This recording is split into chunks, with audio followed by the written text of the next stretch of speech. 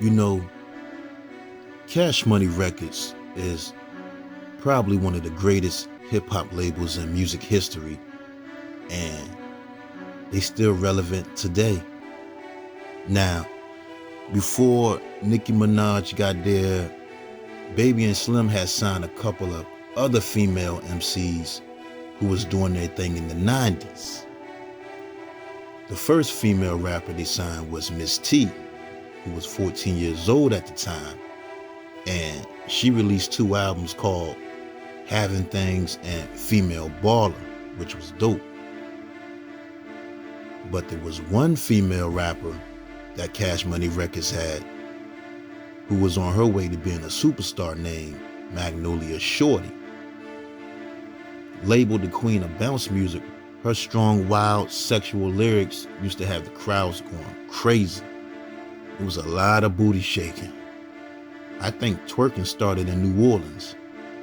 And she was definitely on her way to being one of the queens of the South music alongside Mia X and Trina. Now, let's get into Magnolia Shorty's story, right? Now, Magnolia Shorty was born September 30th, 1982 in New Orleans, Louisiana. Raised in the Magnolia Projects, her musical talent came from her father, who used to sing and play keyboard professionally around Louisiana with legendary artists like Fats Domino and all types of other artists around that time.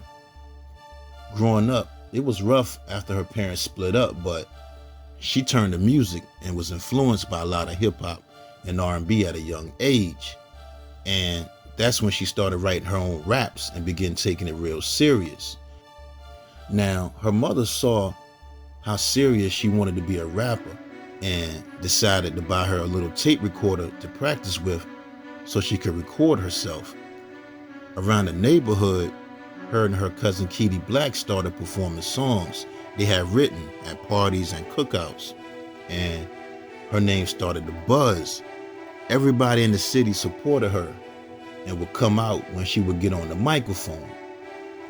One song that was full of energy and had everybody going crazy was called Monkey on the D, if y'all know what I mean.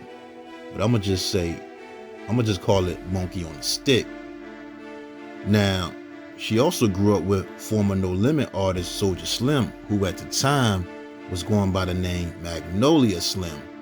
And he ended up giving her the nickname Magnolia Shorty.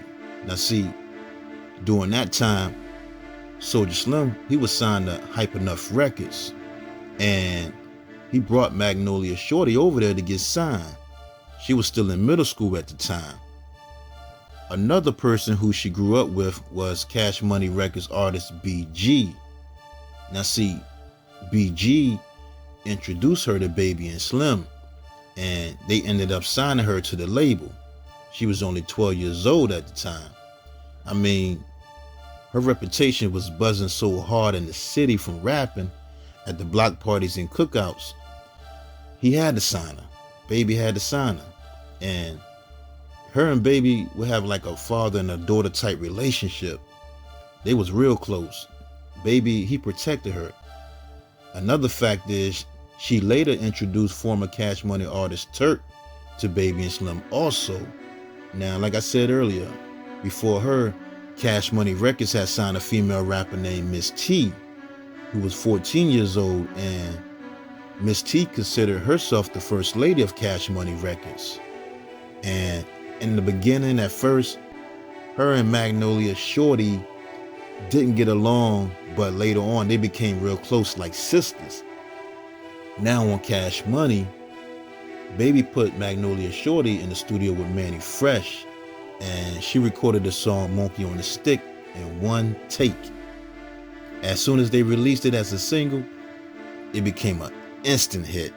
Everybody was playing it from the radio to the clubs, making her a star in the South. Now a hood star, people started calling her the queen of the bounce music, and later on down the line, Magnolia Shorty ended up marrying her high school sweetheart, Carl Bridgewater. Now married with a record deal, it made her feel like everything was going exactly the way she wanted it to go. and now she could focus on her career and take it to the next level. She also appeared on the song Third War Soldier off Juvenile's album titled Soldier Rags, in which I love that song right there, Third War Soldier.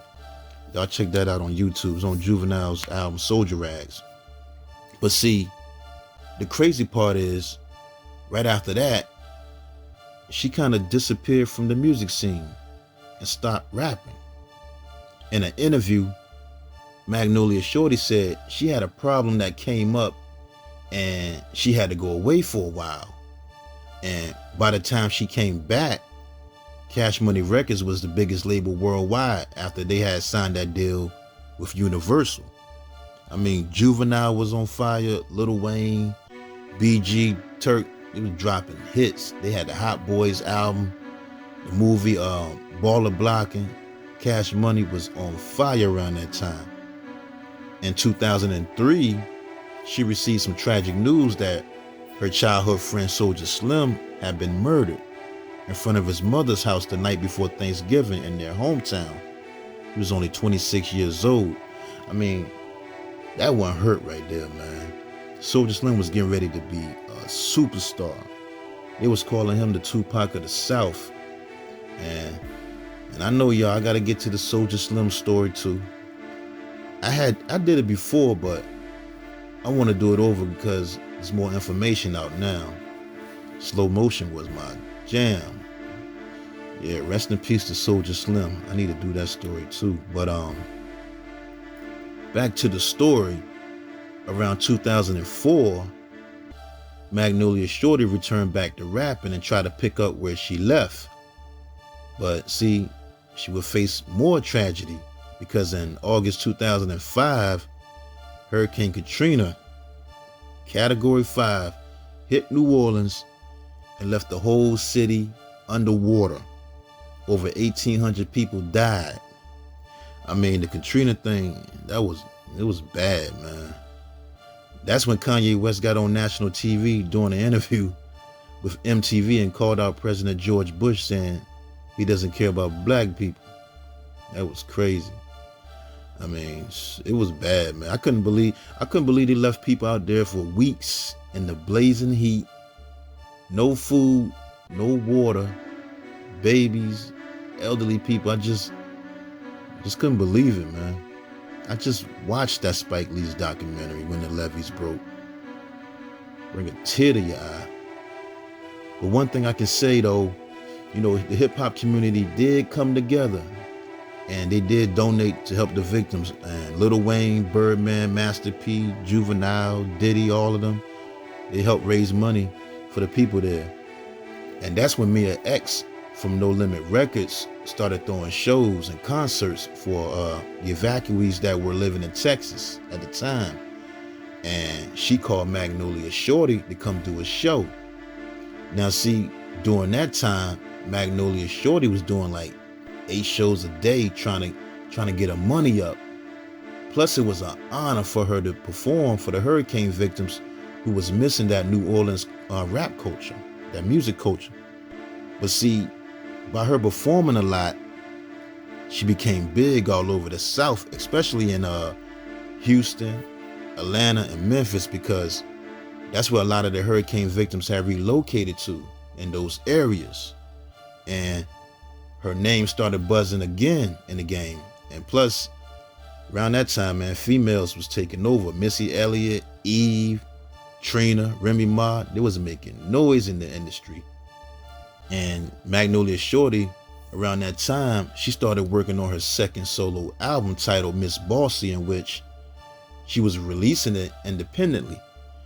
And she started managing herself, and she was booking her own shows. Plus her and Miss T, who had left Cash Money by that time, were getting ready to drop an album together called Gutter Girls. I mean, things was looking good for Magnolia Shorty. She was featured on the R&B singer, and she has just signed a jive, Courtney Hart. She was on a single called My Boy, which was starting to catch fire. And she was on a remix of rapper Jadakiss song, Smoking Gun, which I thought was dope too. And a good look for Magnolia Shorty to take her career to the next level. In 2010, she appeared at the South by Southwest Music Festival, and she won Best Bounce Song at the Underground Hip Hop Awards in New Orleans. But on December 20th, 2010, Magnolia Shorty was shot and killed while going to her apartment. Now, story goes, well, let me say this first, because Magnolia Shorty was helping a lot of people who wanted to get in the rap game at that time. Now, while going to her apartment in her gated community, she was living in a gated community at that time. She was going to her apartment to get some clothes before heading out of town to do a show in Florida. She was with a guy named Jerome Man Hampton, who had just got out of jail, and she was trying to mentor and help him with his rap career. Now, Magnolia Shorty's family told her not to deal with him because of his criminal past, but she was just trying to help him. Now, around 12:30 p.m. in the afternoon, 5 days before Christmas, she was pulling up to her gated community when all of a sudden, 2 cars pulled up and blocked her in. 4 guys got out of the cars and started shooting non-stop inside of Magnolia Shorty's car, shattering windows and everything. Some say they were even standing on top of her car shooting her. When it was over, the cops found like 100 shell casings, and Magnolia Shorty was shot 26 times and was killed in the car with Jerome Hampton in a double homicide. She took 26 bullets. She was hit 26 times, y'all. Reports say that the hit really was for Jerome Hampton for revenge or something he did in the past of an ongoing gang feud or something, some beef he had with the gang. And they just say Magnolia Shorty was just at the wrong place at the wrong time. In July, gang member Gregory Rabbit Stewart admitted to federal prosecutors that him and 3 other gang members was the ones that killed Magnolia Shorty and Jerome Hampton. And the crazy part is, on November 17th, 2011, a year later, her husband, Carl Bridgewater, was shot and killed. He was found lying next to a vehicle with multiple gunshot wounds to the head. And Carl Bridgewater became the 181st homicide that year for the city of New Orleans. It's crazy, man.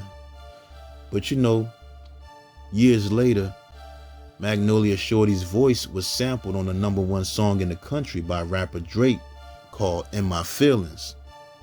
And shout outs to Drake for keeping her name alive too, man.